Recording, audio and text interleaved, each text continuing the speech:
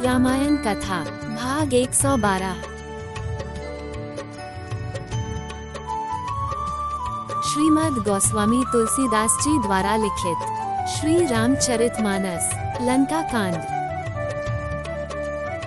जब वानरों ने रावण के यज्ञ का नाश कर दिया, तब रावण जीने की आशा छोड़कर क्रोधित होकर चला गया। जाते समय भयंकर अपसुकिन होने लगे, किंतु वह क्रोधी काल के वश था तो वह कुछ समझ ही नहीं पाया। उसने ऐलान किया, युद्ध का डंका बजाओ।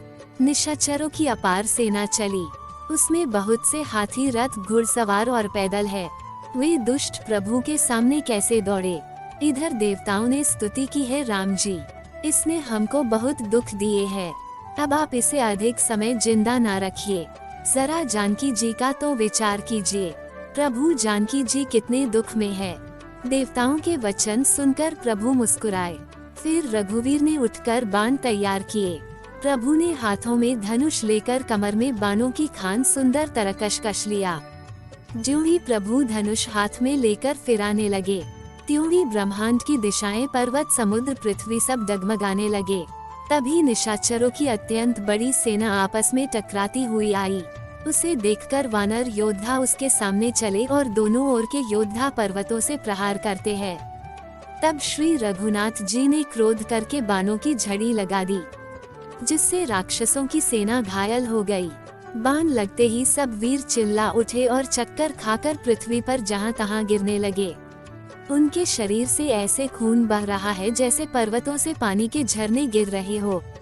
इस प्रकार डरपोकों को भय उत्पन्न करवाने वाली अत्यंत अपवित्र रुधिर की नदी बह चली। रामचंद्र जी के हाथों से मरे हुए योद्धा रण में चैन की नींद सो रहे हैं। तब रावण ने मन में सोचा कि मैं अकेला हूँ और वानर भालू बहुत है, इसलिए अब मैं अपार माया रचूं। देवताओं ने प्रभु को पैदल युद्ध करते देखा तो उनके मन में बहुत दुख उत्पन्न हुआ। फिर क्या था, इंद्र ने तुरंत अपना रथ भेज दिया। उसका सारथी बड़े हर्ष के साथ उसे ले आया। उस दिव्य रथ पर कौशलपुरी के राजा श्री रामचंद्र जी हर्षित होकर चढ़े। उसमें 4 शीघ्र चलने वाले देवलोक के घोड़े थे। श्री रघुनाथ जी को रथ पर चढ़े हुए देखकर वानर विशेष बल पाकर दौड़े।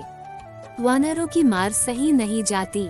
तब रावण ने माया फैलाई, एक रघुवीर को ही वो माया नहीं लगी। सब वानरों और लक्ष्मण जी ने भी उस माया को सच मान लिया। वानरों ने राक्षसी सेना में भाई लक्ष्मण जी सहित बहुत से रामों को देखा। बहुत से राम लक्ष्मण देखकर वानर भालू मन में मिथ्या डर से बहुत ही डर गए। लक्ष्मण जी सहित सब वानर इस दृश्य को स्तब्ध होकर देखते रहे।